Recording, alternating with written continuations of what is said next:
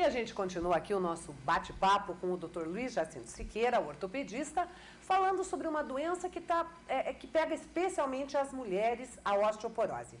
Dr. Luiz, a gente falou no bloco anterior aí de algumas medidas preventivas, cálcio, sol. E como é que uma outra informação que eu já vi várias vezes, é verdade que o café é um inimigo dos ossos? Sem dúvida, o uso do café, bem como o tabaco, café, o tabaco, eles são prejudiciais. Ou seja, aquele cafezinho, cigarrinho depois, nem pensar. E como o álcool também são fatores que aumentam o risco de ter osteoporose na mulher. Talvez o café seja um pouquinho mais que os outros, mas não dá para dizer que não só os três, como os outros fatores de risco, tem um índice maior de complicação que os outros. Todos têm um acerto, mas é característico que o café, o álcool e o tabaco são fatores que predispõem a levar a osteoporose. Quer dizer, então, nessas alturas, doutor Luiz, a gente fica meio assim, sem saber para que lado corre. Porque excesso de sol é prejudicial para a pele, falta faz mal para os ossos. Café é indicado para combater os radicais livres. O excesso de café, osteoporose. Então, tem que ser a receita do bom senso.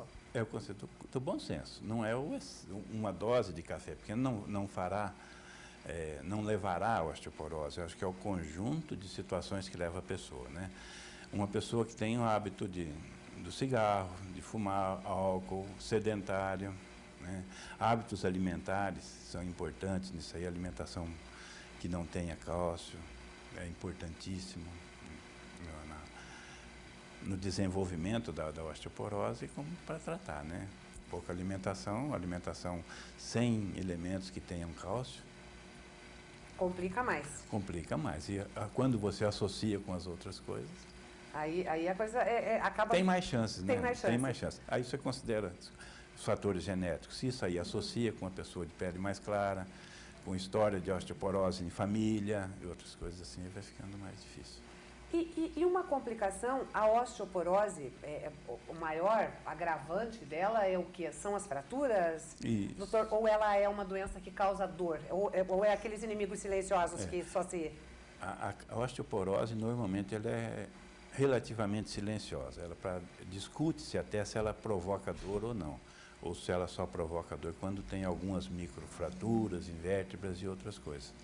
Ela se manifesta assim, quando não diagnosticada antes, por outro motivo, ou como se deve fazer agora, com essa alarde, com essa divulgação toda, pode-se ficar mais fácil as pessoas terem acesso ao diagnóstico, né?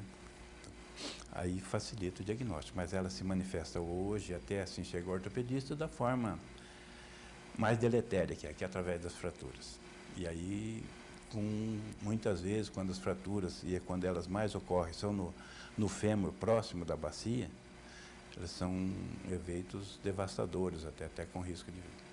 É porque, se considerar uma pessoa mais de idade, vai levar à imobilidade, e aí vem as patologias subsequentes aí, pneumonia e outros problemas sérios, né? Exatamente. Que essas fraturas quase sempre são cirúrgicas, para que a pessoa possa ser mobilizada e não correr o risco da imobilidade, que aumentaria essas situações que você citou. E a própria cirurgia, para quem é mais de idade, é um risco, cirurgia, né? O risco aumenta significativamente. Doutor Luiz, e hoje já se sabe, principalmente com relação à saúde da mulher, já que a gente está em março aí, que é o mês dedicado à mulher, né? Se recomenda a mamografia preventiva, o preventivo de colo de útero. Para se ver a situação dos ossos, existe a densitometria óssea, né? Isso. É um exame também que precisa ser de rotina, como esses outros exames ginecológicos? Eu acho que aí tem importância grande do médico, o generalista que trata daquela família, daquela pessoa, por exemplo, o médico clínico que acompanha todo, de estar fazendo os fatores de risco da osteoporose, e muito também do ginecologista, que acompanha, então na mulher ele vai acompanhando, assim que tem as quedas hormonais, pré-climatério, todas essas situações, ele tem um valor importante no diagnóstico. Aí entra ali a idade chegando, os fatores de risco associados entraria a necessidade de densitometria mineral óssea, que é hoje o método para se quantificar a osteoporose. E ele é um exame não invasivo e de realização fácil, é uma radiografia. É um aparelho quase como se fosse o de radiografia, mas ele não é invasivo, não tem que pegar, funcionar a veia, funcionar nada, não tem nenhum catéter. É um exame de rotina, não é um exame barato que está ao alcance de todo mundo, que deveria ser nesses programas de saúde pública, né? Porque o gasto com essas fraturas é muito grande. Seria uma política mais inteligente, uma política muito pública mais inteligente, muito mais inteligente. Disponibilizar esses exames. Esses exames e ter acesso da população a esses clínicos e ginecologistas encaminharem as pessoas na época certa, antes de ter osteoporose, antes de ter as fraturas.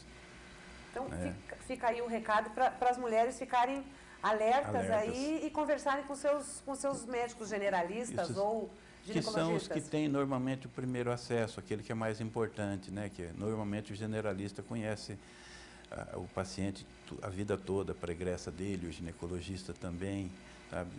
Acho que não teria necessidade de consulta com um especialista em osteoporose, basicamente.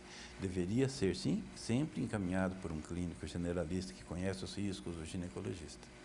Tá certo. Doutor Luiz, muito obrigada por essa sua entrevista, por essas explicações, que eu tenho certeza que vai ajudar muita gente, deixar muita gente aí em alerta para já ir se prevenindo.